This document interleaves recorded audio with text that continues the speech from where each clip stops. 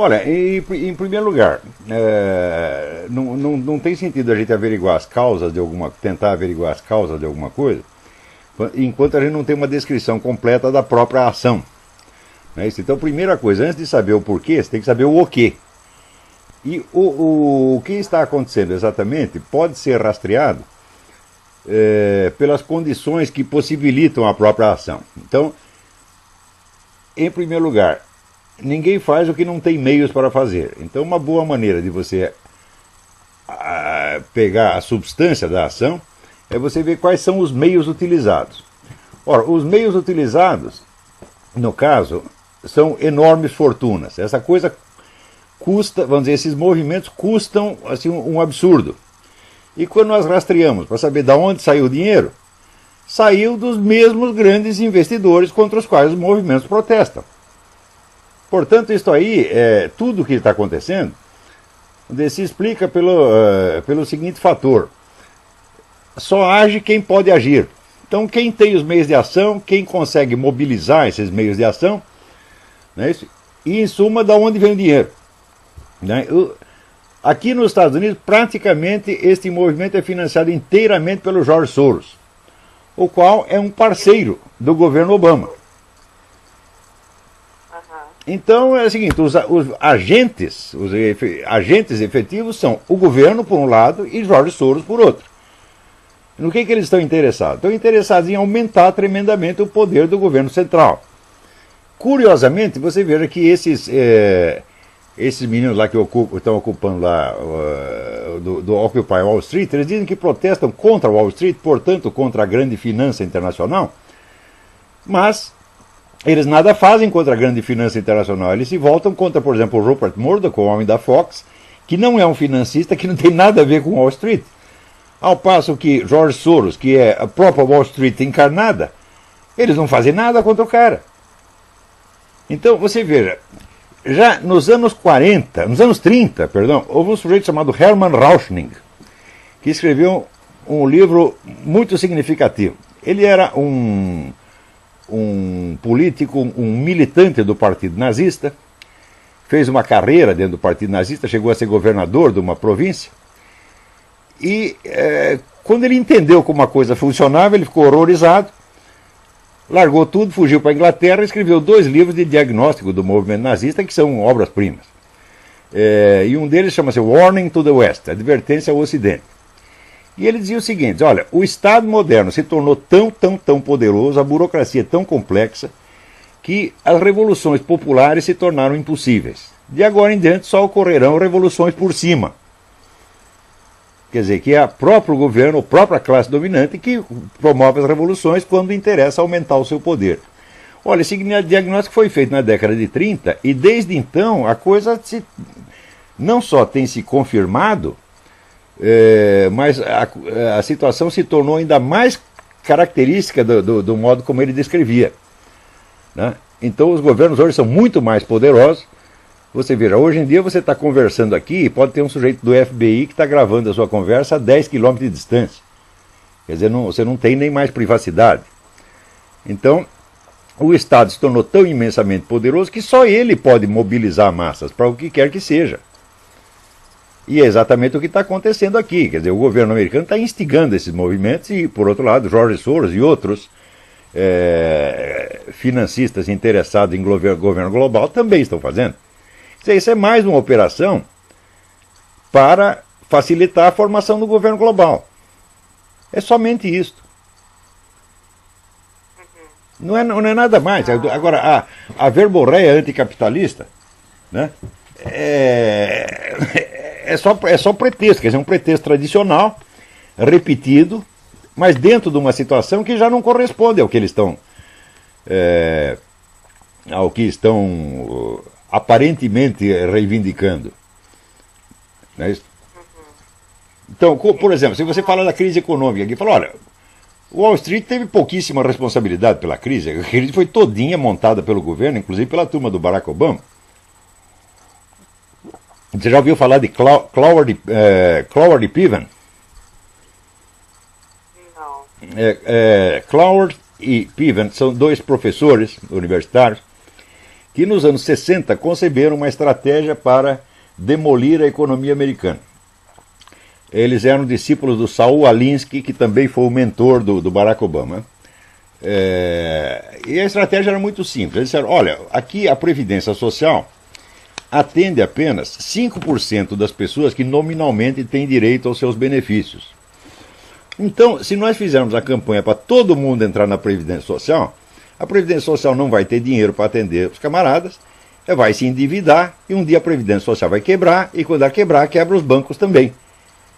E daí é o momento de nós tomarmos o poder. Isso foi aplicado, assim, milimetricamente. E funcionou.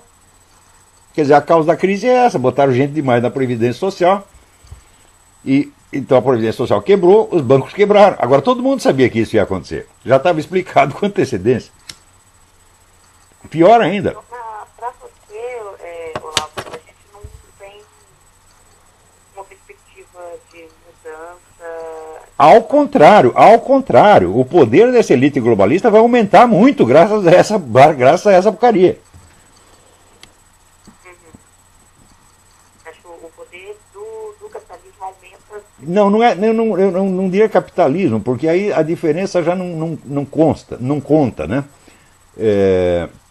Hoje em dia é difícil você distinguir o que é o poder do capital privado e o que é o poder do governo. As duas coisas estão muito mescladas. Quer dizer, é mais certo falar, eu uso a expressão elite globalista. Quer dizer que é meio capitalista, metade é capital privado, metade é governo, tá vendo? E sobretudo, você vê que a esquerda internacional hoje praticamente trabalha só para esses caras. Toda ação supõe um agente, e o agente tem que ter os meios de ação. Só quem tem os meios de ação hoje é a elite globalista, que domina ao mesmo tempo o capital privado e os governos.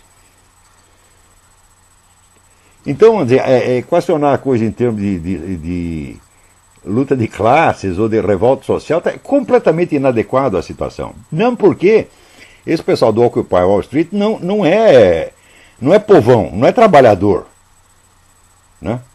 É estudante, é ungueiro. Tira um pouco o poder de contestação deles. Não entendi a sua pergunta. Você acha que essa característica tira a legitimidade do poder de... Não há contestação nenhuma, isso é uma revolução desde cima. Quer dizer que quem está no poder vai ter mais poder ainda. Sob essa aparência, vamos dizer, enganosa de uma revolução social.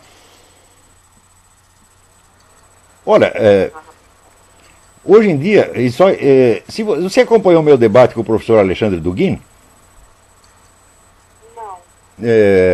Sabe quem é o Dugin, né? É o mentor do Putin. Esse debate está online. Se você puser Olavo de Carvalho e Alexandre Dugin, você vai encontrar. No meu site também tem. Então, ali eu aproveitei a ocasião para explicar o seguinte. Hoje em dia só existem 3 grandes focos de poder no mundo que, de certo modo, estão disputando o controle global. Esses 3 são, primeiro, essa elite globalista ocidental, que se reúne no CFR, Council of Foreign Relations, Comissão Trilateral, em suma, é pelos Rockefeller, George Soros, essa gente toda. Segundo, você tem a elite russo-chinesa, que é herdeira do antigo Partido Comunista e, no fim das contas, é constituída do serviço secreto civil e militar da antiga União Soviética e do governo chinês. São as mesmas pessoas, a mesma classe que ainda está no poder. Em terceiro lugar, você tem o grupo islâmico, que é constituído, vamos dizer, de uma liderança religiosa tradicional que sempre mandou lá e continua mandando. Então você tem esses 3 grupos. Todas as ações que você vê se desenvolver no mundo têm como origem um desses três focos.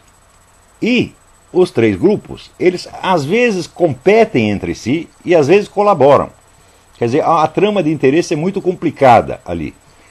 Então você vê, por exemplo, que às vezes existe um conflito entre a penetração islâmica e a elite local de um país, mas às vezes existe uma colaboração, como por exemplo na Inglaterra. Na Inglaterra o grande agente islamizador é o próprio governo inglês, e sobretudo a família real britânica. Né? Também entre o bloco russo-chinês e o bloco globalista ocidental também você tem uma mescla de interesses que às vezes divergem, às vezes convergem. Mas o fato é o seguinte, somente esses três grupos têm meios de ação. Então qualquer processo político que você veja acontecer, sempre tem como origem um desses três focos. Não há outras forças. E aí, no caso, o que a gente... No caso, esse negócio do Occupy Wall Street, isso aí é a elite ocidental. Aqui nos Estados Unidos é claramente essa elite, George Soros, Rockefeller, etc. E na Europa é este mesmo pessoal agindo em aliança com grupos islâmicos. E eu não sei, eu não tenho informação correta, vamos dizer, da interferência russo-chinesa no caso. Não tenho dados, então não posso dizer. Mas aqui nos Estados Unidos é somente a turma é o próprio pessoal do Wall Street que está causando isso. E aqui no Brasil você tem acompanhado, Olavo? Aí no Brasil é o próprio governo que está fazendo isso, meu Deus do céu. Você veja, eu acabei de escrever um artigo para a Folha dizendo o seguinte, dizendo que a ideologia desses meninos que estão lá fazendo essa bagunça na USP é a mesma ideologia do governo, das classes dominantes brasileiras, é o mesmo discurso politicamente correto que todos aprovam. Então, quer dizer que se você, durante 3 ou 4 décadas, você enfia o discurso politicamente correto da cabeça dos moleques, eles vão acabar fazendo isso. Agora, tem gente que instiga a coisa e depois, quando vê os efeitos, fica escandalizado e diz, são excessos, etc. Mas, olha, você falar de excessos é só uma crítica quantitativa, não toca na essência do problema. Né? A essência é que a ideologia politicamente correta penetrou profundamente, veio para ficar, e o resultado dela é uma espécie de revolução permanente. Agora, dentro de um estado de revolução permanente, só quem sobrevive são os grandes grupos econômicos que a financiam. Esses permanecem imunes.